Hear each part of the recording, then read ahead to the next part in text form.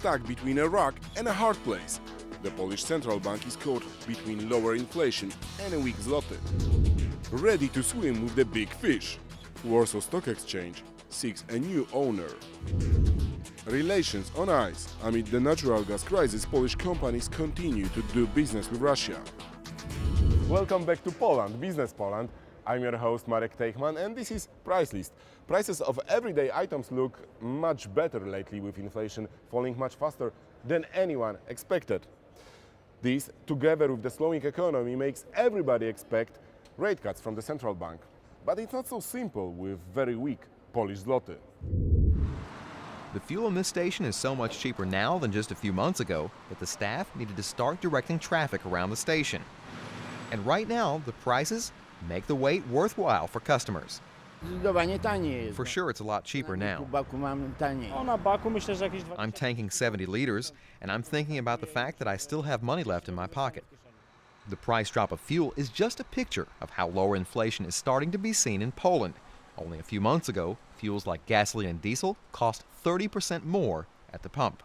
This Wednesday, Poland's statistics office, GUS, announced that the consumer price index reached 3.3% year to year, while back in November it was 3.7%. I'd expect a continued decrease of inflation, but I think in the second quarter of 2009 that Poland will beat the central bank's inflation target, perhaps below 2% inflation. But after 13 months, Poland re-entered the CPI target range of 1.5% to 3.5%, set by the central bank.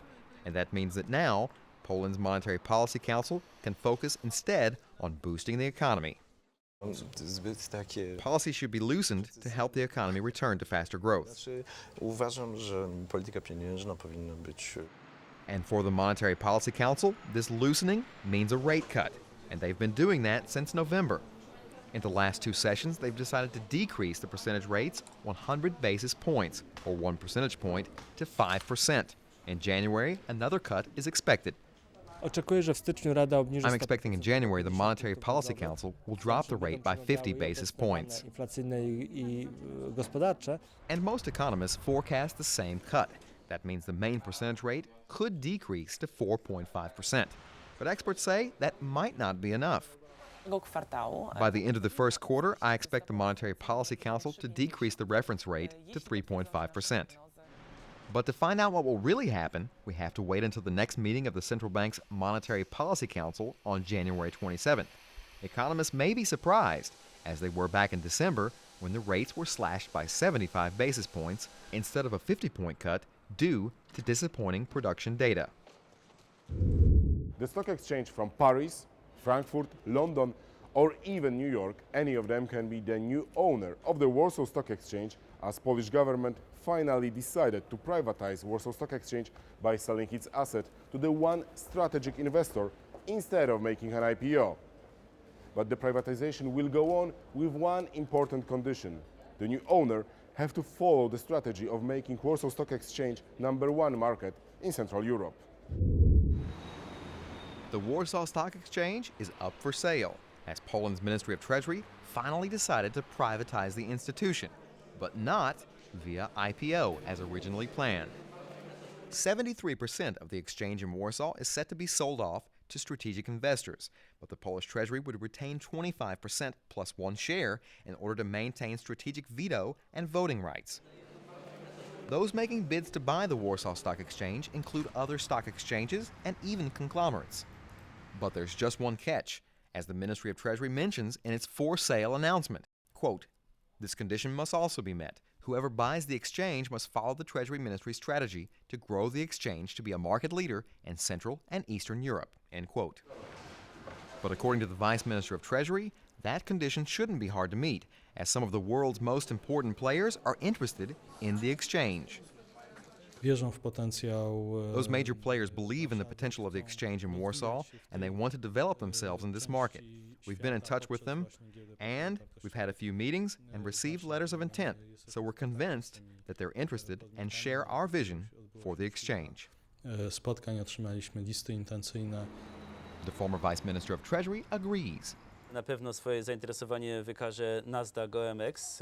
I'm sure that Nasdaq OMX, London Stock Exchange, The exchange in France and Frankfurt will be interested in the Warsaw Stock Exchange. podejdzie do tego, co zaproponuje Ministerstwo. And now it's the job of the new owners to grow the exchange, because according to some, it missed earlier opportunities to grow by purchasing other exchanges. To wcale nie oznacza, że to jest strategiczna This might not be a failure for the Warsaw Stock Exchange. Maybe it's a failure for Vienna, because they bought up exchanges in Slovenia and Czech Republic and paid a lot for something that didn't help them. To jest strategiczny sukces Warszawy. According to the Treasury Ministry's strategy, the selling process should take a maximum of 3 years. Is it worthwhile to buy entire Warsaw Stock Exchange? With that question we turn to Wiesław Rozłucki, former CEO of the Warsaw Stock Exchange. I think the Warsaw Stock Exchange has been, during the past 15 years or so, the most dynamic market in Central and Eastern Europe.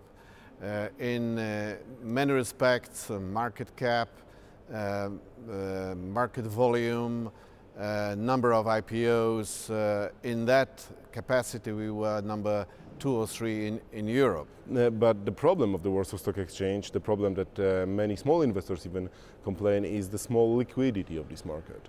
The liquidity is not adequate, and I think that being part of a wider network would increase liquidity, will bring more listed companies, will bring more foreign members, attracting new investors. So I think that nowadays we have a real shake-up in the securities industry, increasing competition, and I think the big players will survive. Do you think it's the right time to sell assets in the Warsaw Stock Exchange? I mean, we got the financial turmoil going all over the world. I think that the time for privatization of the Warsaw Stock Exchange is long overdue. It was to be privatized after 2 years after its establishment, that is in the early 90s. Now almost 20 years have passed and we are still in the initial stage. So I think the time is not perfect, but it's good for strategic negotiations with potential buyers. A few months ago, we heard words from the Warsaw Stock Exchange, from the government, about the willingness to develop Warsaw Stock Exchange as a individual working on their own stock exchange, and then lose against Vienna in fight for Prague Stock Exchange and Slovenia Stock Exchange. Do you think that what we see right now, this change of strategy, is kind of a capitulation? I don't think so. It's, I would say, reality check, that finally we all realize that finding on our own for the pole position in the region is difficult. So we need an ally, a strong ally, and that's the point of the current strategy. Wiesław Rozłucki, former CEO of the Warsaw Stock Exchange, was our guest, and right now let's check how the week looked like on the market. With that we turn to Błażej Karwowski. It didn't last long. After a fairly positive start of the year for the Warsaw Stock Exchange, this week meant heavy losses for almost all major indices. The Blue Chip WIG 20 index lost over 6% to close at 1705. The broad WIG index was not far behind, losing 5.4%. Financials, as on other exchanges around the globe, featured heavily on the losers board. PKO BP, the largest stock by market capitalization, lost over 11%. Bank Śląski, a Polish subsidiary of Dutch Group ING, lost over 15% after the company warned its investors it may suffer a net loss in Q4 of 2008. Also in the spotlight was Bioton, a biotech company, after talks with a potential investor collapsed, and a new CEO was announced to proceed with restructuring. The stock ended the week down by 11.5%. With the US earnings season in full swing, investors next week will be looking for news from America for direction. But the outlook for now remains grim. That's all from the Warsaw Stock Exchange. I'm Błażej Karwowski. Beautiful white snow, but very, very cold. People over here in Europe realized how cold it can be in winter when supplies of the Russian natural gas were suddenly cut off. Polish businessman knows too well how cold and hard it can be to make business with Russia, but they know that it can be very, very profitable as well. That was nearly a year ago. The first in a long time the Polish Prime Minister made a trip to Moscow, and both sides wanted to ensure that Polish-Russia cooperation would be alive once again. Мы заинтересованы в развитии отношений с Польшей. And this week, a meeting with Russia's ambassador to Poland gave companies hope that things could improve. Для российско-польских отношений он в целом был достаточно. Last year, cooperation between Poland and Russia was okay. We can say it was even a renaissance. Переживали своеобразный ренессанс. But this renaissance means only that things started to happen. But after removing the block on Polish agricultural products, nothing did happen. Not even after meetings with ministers. Nothing changed. Te rozmowy należy I podkreślić. have to underline that those talks were held and they showed the willingness to cooperate and to develop economic ties. Obu stron.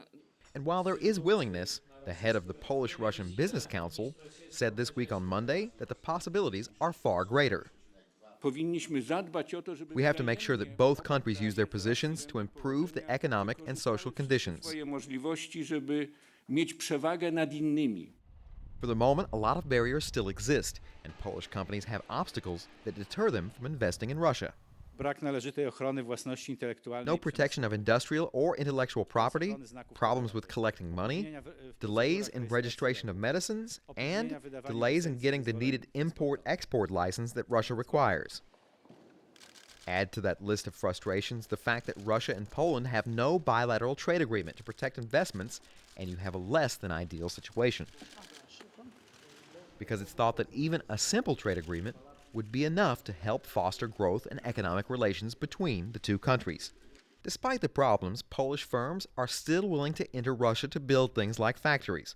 Companies like Bella that produce personal hygiene products, Grajewo, producer of plywood, furniture manufacturer Forte, and insulin producer Biotone.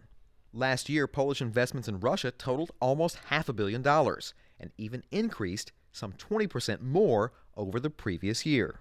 Poland sells around $7 billion worth of goods to Russia, but buys almost twice that much. Of course, that includes the Russian oil and gas upon which Poland is dependent. However, those amounts are nothing compared to the potential of both countries. However, Russian investment in Poland is nearly non-existent. Our economic relations now are based on very simple goods exchange. There's not any cooperation in the industrial production sector, which is what the rest of the world is doing. Unfortunately, as long as legal problems continue, businesses feel that improvement isn't possible. To make matters worse, the Russian-Polish Commission didn't even meet in 2008, even once. However, the Commission is planning to meet in February of 2009, and Polish companies doing business in Russia are wondering if anything good will finally come from the meetings. Well, that's all for this edition of Business Poland. I'm your host Marek Teichmann. Join us next week to see what's hot and what's not in the Polish economy.